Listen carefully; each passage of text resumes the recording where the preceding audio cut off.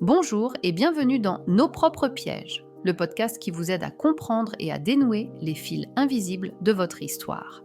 Je suis Sabrina Belloufa, psychologue, sexothérapeute et thérapeute de couple. Dans notre premier épisode, nous avons mis un nom sur cette sensation d'être coincé, sur ces scénarios qui se répètent inlassablement dans nos vies. Nous les avons appelés les pièges de vie ou schémas. Mais aujourd'hui, nous allons faire un voyage encore plus important. Nous allons remonter à la source, car avant le piège, il y a la blessure. Avant le schéma, il y a le manque. La question que nous allons nous poser est celle-ci. Quelle est la fin invisible qui a modelé ma façon d'être au monde ? La réponse, aussi simple que profonde, se trouve dans ce que l'on appelle en thérapie des schémas, les besoins affectifs fondamentaux. Ces schémas ne sont pas des défauts de fabrication. Ils sont le fruit d'une adaptation intelligente de notre part, lorsque nous étions enfants, à un environnement qui n'a pas pu nourrir adéquatement nos besoins les plus essentiels. Alors, prêts à découvrir la mélodie secrète de votre orchestre intérieur, c'est ce que nous allons faire ensemble.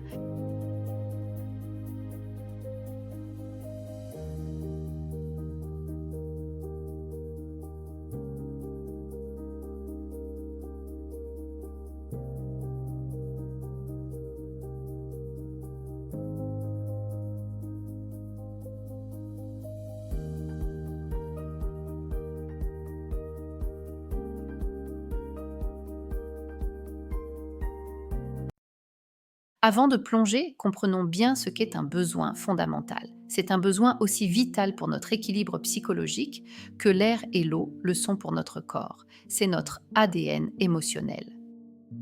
Imaginez un jardin.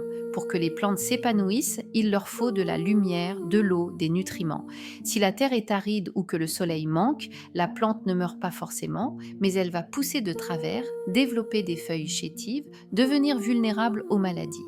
Elle survit, mais ne prospère pas. Pour un enfant, c'est la même chose. Pour qu'il se développe en un adulte sécure, il a besoin de nutriments affectifs, de la sécurité, de l'encouragement, de l'affection, des limites. Quand ces besoins sont comblés, l'enfant intègre des certitudes silencieuses. J'ai ma place, je suis digne d'amour, je suis capable. Mais quand l'environnement est un désert affectif, même de façon subtile, l'enfant doit donner un sens à ce manque. Le schéma est cette explication qu'il se forge. Si maman est toujours triste et indisponible, c'est que mes besoins sont trop lourds. Je dois donc les taire. Schéma sacrifice. Si papa critique tout ce que je fais, c'est que je suis foncièrement imparfait. Schéma imperfection. Le schéma est la carte de survie dessinée pour naviguer dans le désert.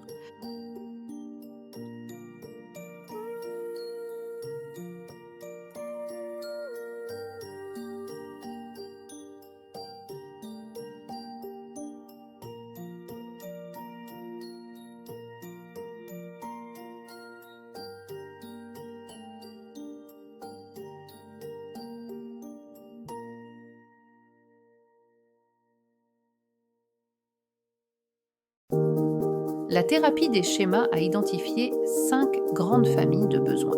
Pour chacune, je vais vous donner un exemple concret, inspiré des cas que nous rencontrons en thérapie et que Jeffrey Young décrit dans ses livres. Premièrement, le besoin le plus vital, celui de la sécurité et de l'attachement. C'est le besoin de se sentir connecté aux autres dans un lien de confiance. C'est savoir que nous sommes en sécurité, aimés, compris et que nous ne serons pas abandonnés. Le cas de Sophie. Sophie est une avocate brillante de 35 ans.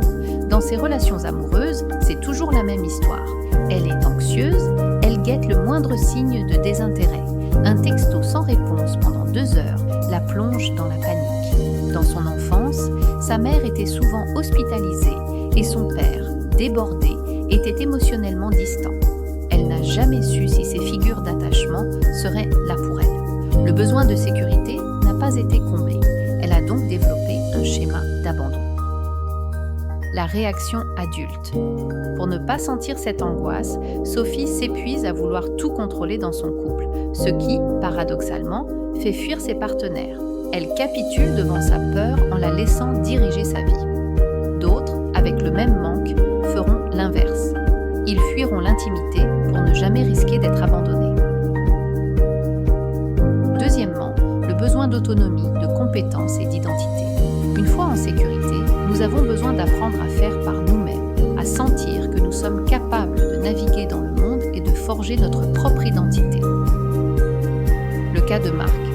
Marc a 42 ans et vit encore à 10 km de chez ses parents, qui l'appellent tous les jours pour savoir s'il a bien mangé. Sa mère, très anxieuse, a toujours tout fait pour lui, le dissuadant de prendre des risques. « Ne fais pas ça, c'est trop dangereux. Laisse, je vais le faire pour toi. » Bien que partant d'une bonne intention, elle a étouffé son besoin d'autonomie. Marc a développé un schéma de dépendance. La réaction adulte. Marc est terrifié à l'idée de prendre des décisions importantes sans l'aval de ses parents ou de sa conjointe. Il subit son schéma. Une autre personne, pour lutter contre ce même sentiment d'incompétence, pourrait faire une contre-attaque, devenir un aventurier de l'extrême, un entrepreneur qui refuse toute aide, affichant une indépendance farouche pour masquer sa peur intérieure de ne pas être à la hauteur. Troisièmement, le besoin d'exprimer librement ses émotions et ses besoins. C'est le droit fondamental de ressentir ce que l'on ressent, colère, tristesse, joie, et de pouvoir dire « j'ai besoin de », sans se sentir coupable, égoïste ou craindre une punition. Le cas de Karine. Karine est infirmière, l'épouse et la mère parfaite. Tout le monde dit d'elle qu'elle est une sainte. Elle dit oui à tout, se plie en quatre pour les autres, mais souffre de migraines chroniques et d'une profonde fatigue. Enfant, son père était autoritaire et sa mère dépressive. Elle a appris très tôt que pour avoir la paix et un peu d'amour, elle devait mettre ses propres besoins en sourdine et s'occuper de ceux des autres. Son besoin d'expression a été nié, créant un schéma de sacrifice. La réaction adulte. Karine ne sait même plus ce qu'elle veut. Elle a totalement fusionné avec les désirs des autres. C'est une forme de fuite de soi-même. Elle dit souvent « Oh moi, tout me va ». Zrenianian, avoir des besoins propres. Quatrièmement, le besoin de spontanéité et de jeu. C'est le besoin de rire, de s'amuser, de se relaxer, d'être léger. La vie ne peut pas être uniquement une suite de devoirs et d'obligations. Le cas de Julien. Julien est un ingénieur très performant. Il est obsédé par la réussite. Pas de vacances, des journées de 12 heures, une exigence de perfection constante. Il ne se souvient pas de la dernière fois où il a vraiment ri ou fait quelque chose juste pour le plaisir. Ses parents étaient très exigeants scolairement, valorisant uniquement la performance et le travail. Le jeu était une perte de temps. Il a intégré un schéma d'exigence élevé. La réaction adulte. Julien contre-attaque sa peur de l'échec en devenant un bourreau de travail. Il méprise les gens qui se la coulent douce. Il est totalement déconnecté de ses besoins de détente et de plaisir, les considérant comme une faiblesse. Pour lui, aller bien signifie être productif. Et cinquièmement, le besoin de limites réalistes et d'autocontrôle. Un enfant a besoin d'un cadre pour se sentir en sécurité et pour apprendre à gérer la frustration, à respecter les autres et à se discipliner. Le cas de David. David, commercial, a tendance à être impulsif. Il coupe la parole, s'impatiente vite, a du mal à respecter les règles qu'il juge stupides et a eu des problèmes financiers à cause d'achats compulsifs. Enfant, ses parents, pour éviter les conflits, lui ont tout cédé. Il n'a jamais vraiment appris à attendre ou à gérer la frustration. Il a un schéma de droit personnel exagéré.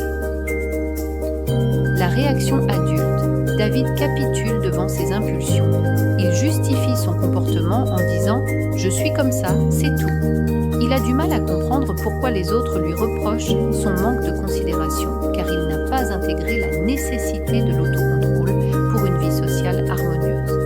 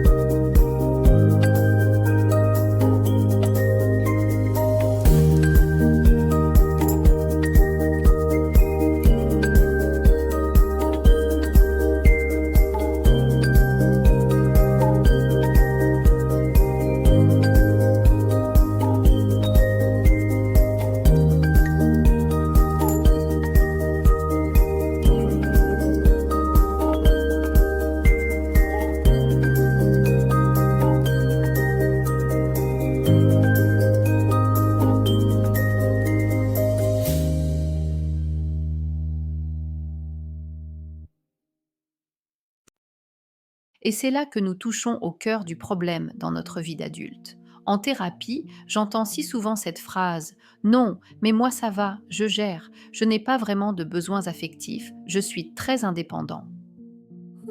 Cette phrase est une armure psychologique. C'est une stratégie de survie incroyablement efficace. Quand, dans l'enfance, exprimer un besoin a été source de douleur, de rejet ou d'indifférence, notre cerveau intelligent met en place une protection: ne plus ressentir le besoin. L'évitement, la fuite.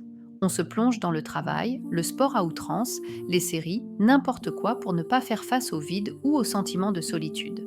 On met la poussière sous le tapis. La compensation, la contre-attaque.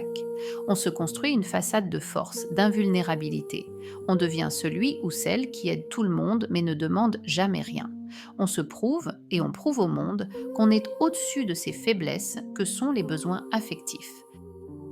Donc si vous vous reconnaissez dans cette idée de ne manquer de rien tout en ressentant un vague mal-être, une irritabilité ou un sentiment de vide, le vide, il est possible que vous soyez simplement devenu un expert pour ignorer la faim de votre enfant intérieur.